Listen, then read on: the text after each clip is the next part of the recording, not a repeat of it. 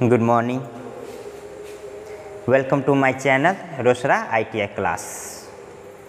Today we will discuss about safety topics. Previous class में हम लोग सेफ्टी पढ़ चुके हैं, एक्सीडेंट पढ़ चुके हैं, विद्युत पढ़ चुके हैं, इलेक्ट्रिसिटी पढ़ चुके हैं, विद्युत, इलेक्ट्रीशियन, स्कोप ऑफ इलेक्ट्रीशियन, ये सब पढ़ चुके हैं। सिलेबस वगैरह देख चुके हैं फर्स्ट सेम का। आज देखते हैं स्वयं की सुरक्षा। सुरक्षा में हम बताए थे कि 3 प्रकार से होता है स्वयं की सुरक्षा। पहला है, ठीक है ना, दूसरा होती है मशीन की सुरक्षा। तो पहला स्वयं की सुरक्षा ज़रूरी है, पहले तो स्वयं की सुरक्षा ना। तो इसमें दुर्घटना होने का कई रीज़न हम बता चुके थे। अज्ञानता, नशे की हालात में कारीगर अगर वर्कशॉप में आ जाए, इंडस्ट्री में आ जाए तो दुर्घटना हो सकती है। अगर कारीगर या ट्रेनीज अपने में हंसी मजाक करने लगे तो दुर्घटना हो सकती है। तो सेफ्टी करने का मतलब उस सब से बचाव रहना, ठीक है ना। तो पहला हम टोटल लिख दिए हैं, इसीलिए लिख दिए हैं कि हम लिखते हुए अगर समझाएंगे तो थोड़ा सा टाइम टेकन लगेगा, है ना। और लिख दिए हैं तो लिखने में आप लोगों को आसानी होगा। वीडियो आप पॉज करके और इसे टोटल लिख सकते हैं ईजिली, है ना। बस मेरा क्या काम है, समझाना, चाहे जैसे समझाए। अभी तो लैंग्वेज है तो कुछ खास चीज़ नहीं है, आप लोग देख के भी समझ सकते हैं। लेकिन आगे जो होगा तो आगे समझाने की ज़रूरत पड़ेगा। Basic electricity, transformer, motor, generator, amplifier, transistor, इस सब में समझाने की ज़रूरत पड़ेगा। उसमें रिटन लिखने से नहीं काम चलेगा, है ना। तो देखते हैं, कार्यशाला में सदैव बूट पहनकर चलना चाहिए। इसीलिए बूट पहनकर चलना चाहिए कि कहीं कील वगैरह गिरा रहेगा, चुभ सकता है। जैसे सड़क निर्माण में कारीगर को आप देखे होंगे बूट पहन के, सारे जितना भी एम्प्लॉयर है बूट पहन के उसका कार्य करते हैं। अगर नंगे पैर चलेंगे तो उनका एक दिन में पैर खराब हो जाएगा। बूट से सेफ्टी रहता है, कई दिनों तक वर्क करते रहते हैं, एकदम बिल्कुल सही रहता है हाथ पैर सब। तो बूट पहनकर हमेशा चलना चाहिए, कहीं भी जहाँ भी वर्क कर रहे हैं। सैनिक लोग हैं तो वो भी बूट पहन के चलते हैं, है ना, सेफ्टी के लिए, सुरक्षा के लिए। सेकंड देखते हैं, कार्यशाला में कभी भी ढीले कपड़े, टाई, गमछा, मफलर, ये सब इत्यादि पहनकर कार्य नहीं करनी चाहिए। मशीनें चल रही है, उसमें पंखे चल रहे हैं, हो सकता है उसमें मफलर हो, गमछा हो, टाई हो, फंस सकती है। फंसने के बाद क्या हो जाएगा, दुर्घटना हो जाएगा। तो पहले अपनी खुद की सुरक्षा है तो ये सब ढीले कपड़े पहनकर नहीं आनी चाहिए। नेक्स्ट देखते हैं, किसी भी मशीन की पूर्ण जानकारी न होने पर मशीन को नहीं चलाना चाहिए। अगर जानकारी नहीं है तो हमें मशीन को ऑपरेट नहीं करना है, वरना गलत ऑपरेट कर लिए तो दुर्घटना का शिकार हो सकते हैं, है ना। चलती हुई मशीन की मरम्मत कभी नहीं करनी चाहिए। जब मोटर हो, ट्रांसफार्मर हो, चालू पोजीशन पे है तो उसे रिपेयरिंग नहीं करना है, उससे दुर्घटना का शिकार हो जाती है। तो पहला अपना जो सुरक्षा है ये सब ध्यान देना है। नेक्स्ट, ये ध्यान देने वाली बात है कि बैटरी चार्जिंग के समय उसमें झांकना नहीं चाहिए। ये जब हम सेल बैटरी पढ़ाएंगे चैप्टर, तो उसमें क्या होता है, इलेक्ट्रोलाइट के रूप में H2SO4 और डिस्टिल वाटर मिलाया जाता है। वो जो H2SO4 होता है वो एसिड होता है, जो चार्जिंग के समय बैटरी से हानिकारक तेजाब की गैस निकलती है, वही रिएक्शन करके गैस निकलती है ना। तो उस समय अगर हम चेहरा दे रहे हैं तो वो हमारे चेहरा के साथ रिएक्शन करेगा, वो नुकसान पहुंचाएगा। तो इसीलिए बैटरी चार्जिंग के समय उसमें झांकना नहीं चाहिए, राइट। नेक्स्ट देखते हैं, चलती मशीन के साथ छेड़खानी नहीं करनी चाहिए। सिंपल, जब ऑपरेट नहीं कर सकते हैं, ये रिपेयरिंग नहीं कर सकते, छेड़खानी क्यों, है ना। नेक्स्ट, मशीन पर कार्य करते समय किसी दूसरे कारीगर के साथ बातचीत, हंसी मजाक नहीं करनी चाहिए। इससे क्या हो सकता है, ध्यान भटक सकता है। ध्यान भटकेगा तो दुर्घटना का शिकार हो जाएंगे, है ना। तो ये मेरा अपना सेल्फ सेफ्टी है। अब देखते हैं मशीनों की सुरक्षा, है ना, उससे तो उसके बारे में देखते हैं, मिटाते हैं, फिर हम चलिए अब देखते हैं मशीनों की सुरक्षा। सेफ्टी ऑफ मशीन कहने का मतलब स्पष्ट है, शब्द से ही स्पष्ट है कि हमको मशीन की सुरक्षा करना है ताकि हमारा मशीन अच्छा रहे और सही सलामत वर्क करे, है ना। तो मशीनों की सुरक्षा कैसे कर सकते हैं, मशीन का ऑपरेट सही तरीक़ा से करना होगा, है ना।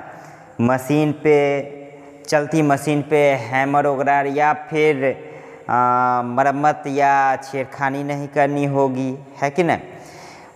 अक्सर उसे ग्रीस तेल लगा के रखना पड़ेगा, ऑयल लगा के रखना पड़ेगा, इसलिए कि जंग न लगे, और ख़ास के बारिश के मौसम में, है कि नहीं। तो इस तरह से है। तो देखते हैं क्या क्या पॉइंट है। सो चलती मशीन पर किसी भी यंत्र का प्रयोग नहीं करनी चाहिए। कोई भी मशीन है, चल रहा है, चलती पोजीशन पे कोई भी यंत्र का प्रयोग नहीं करना है ना। नेक्स्ट देखते हैं, किसी भी मशीन का एक पार्ट खराब होने पर तुरंत ठीक करवा लेना चाहिए, अन्यथा दूसरा पार्ट भी खराब होना चालू हो जाता है ना। तो जब भी मशीन गड़बड़ होना चालू हुआ उसी समय तुरंत ठीक करवा लेना चाहिए। नेक्स्ट देखते हैं, चलती मशीन के गियर न बदले, इससे गियर टूटने की संभावना बनी रहती है। आप जैसे मोटरसाइकिल ही चला रहे हैं, बिना क्लच लिए हुए भी बहुत सारे हीरो ऐसे होते हैं कि एकदम एक हैंडल पे चला रहे हैं, ऐसे मोबाइल फ़ोन यूज कर रहे हैं, एक्सीलेटर दिए जा रहे हैं और उसी से अपना गियर चेंज किए जा रहे हैं। तो ऐसे नहीं करना चाहिए, गियर टूटने की संभावना बनी रहती है ना। मशीन की टेबल पर हैमरिंग नहीं करनी चाहिए, उससे क्या होता है, उसकी एक्यूरेसी क्षमता जो होती है कम हो जाती है ना। सभी सूक्ष्म मापी यंत्र हो या जो भी उपकरण है, सभी को समय समय पर तेल लगा कर रखनी चाहिए ताकि जंग ना लगे। जंग लगेगा तो फिर वो अपना जो भी जिस पर्पज़ से काम कर रहा है वो पर्पज़ खो देगा, अपनी गुणवत्ता खो देगा वो उपकरण। किसी भी नई रेती का प्रयोग करने से पहले उसे किसी नर्म धातु पर चलाना चाहिए। तो इस तरह से हो गया मशीनों की सुरक्षा। अब देखते हैं नेक्स्ट,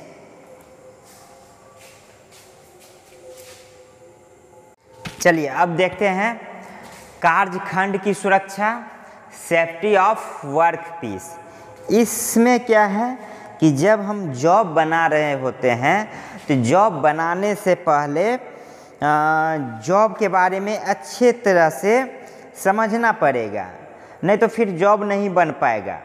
तो वो भी एक तरह से मेंटलिटी, दुर्घटने हुआ, परेशानी हुआ और जॉब बाद में नहीं बना, सक्सेस नहीं हो पाए, तो वो भी एक तरह से दुर्घटने हुआ, है कि नहीं। मेंटलिटी हरासमेंट तो होगा ना कि नहीं बन पाया। तो उससे पहले क्या है, उसके जो भी ड्राइंग है भली भांति समझ लेना है।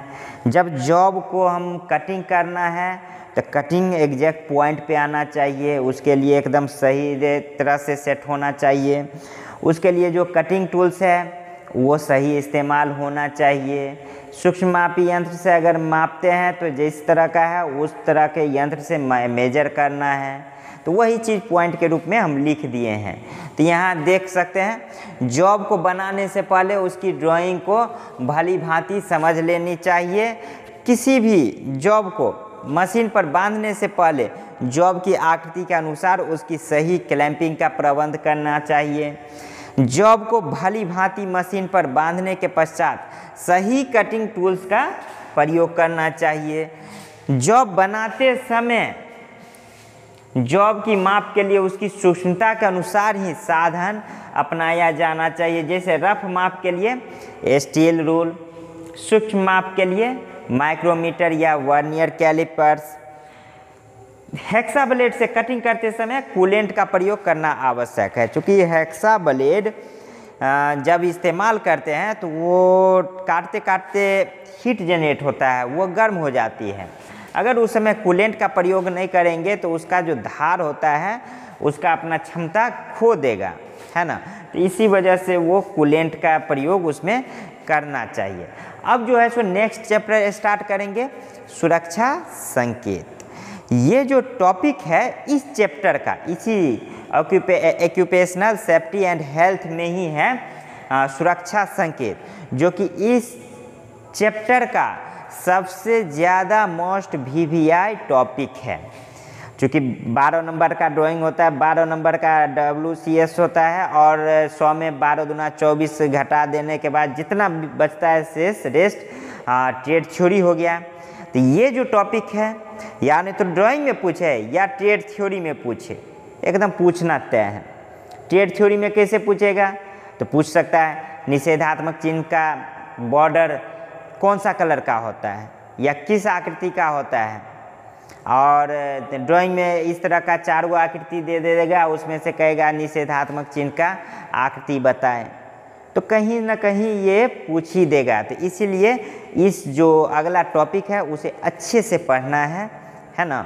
उसके बाद श्वसन प्रक्रिया है, आग क्या है, अग्नेय फायर एग्जस्टर क्या है, ये सब एकदम इम्पोर्टेंट चैप्टर है, टॉपिक है। तो इसको अच्छे से पढ़ना है और अच्छे से हम बताएंगे, है ना।